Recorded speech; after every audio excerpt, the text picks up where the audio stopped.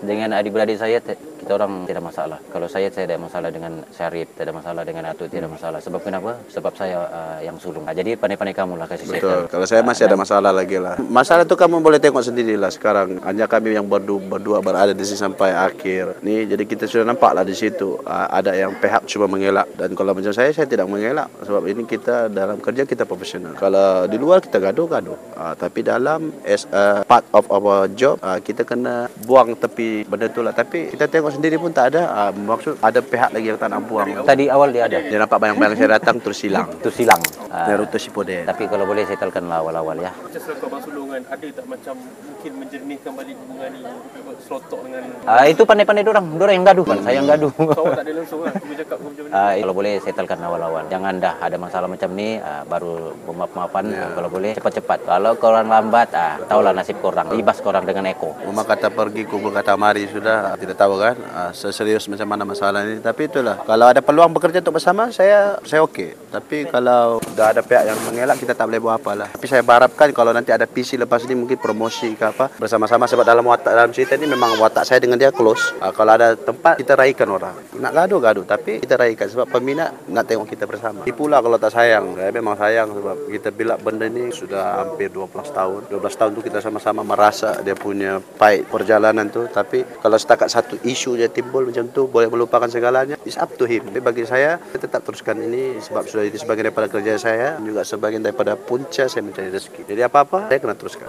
Tu, selain daripada abang Lati dengan, ada tak keluarga besar Sabah lain yang mungkin orang kata beri nasihat ke ataupun macam Ada, lagi? semua rata-rata bagi nasihat kalau boleh janganlah tunjuk sebab nanti apa-apa bad impression untuk kita punya family jugalah. Orang-orang yang menasihat saya pun tahu saya ni macam mana dan yang sebelah pihak tu pun tahu macam mana. Jadi kalau saya sebagai adik saya memang akan turunkan ego untuk kemaslahatan semua, untuk kebaikan semua. Tapi kalau dah sampai tak macam gini, PC pun tak ada, macam segan dengan prok lah sebab kita deal dulu as a zero. Tapi bila dah launching begini, seorang tak ada, orang akan timbul persoalan dan persoalan tu jawapannya semua tetap sama. Datuk sendiri ada usaha tak untuk menjernihkan keadaan? Ada, memang ada usaha. Bukan setakat doa. Kadang-kadang ada juga pergi mencari peluang. Kadang-kadang kita ada nak panggil Zero sebagai perform. Kadang bila kita offer pun kadang-kadang senyap sedih berbahasa. Jadi kita teruskan dengan dia. Lagi cepat kaya, dua orang buat ya. Dia bertiga. Kalau perhatikan, pernah cakap, kamu tengok dekat IG dia, kamu tengok dekat TikTok dia, semua dah unfollow saya. Saya pun tidak tahu apa masalah. Sampai dah tahap unfollow, tu saya rasa macam, sebab itu budak-budak punya perang lah. Kau unfollow saya dekat media sosial kau kan.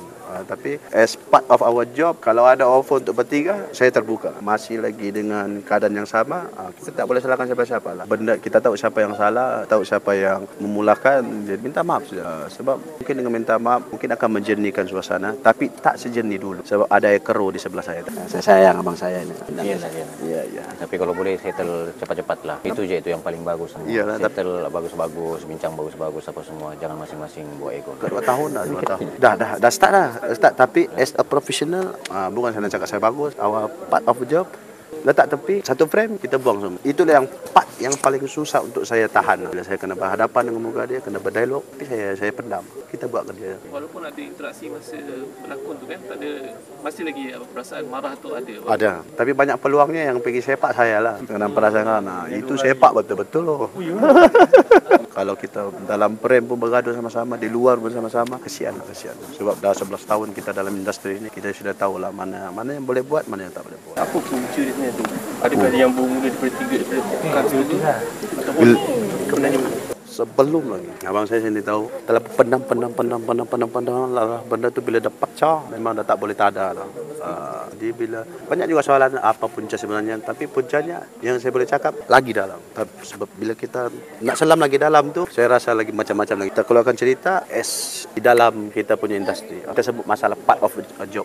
ada orang cakap, sorry, dakwaan ni duit. Betul ke? Duit pun salah satu juga. Duit pun salah satu. Banyak part.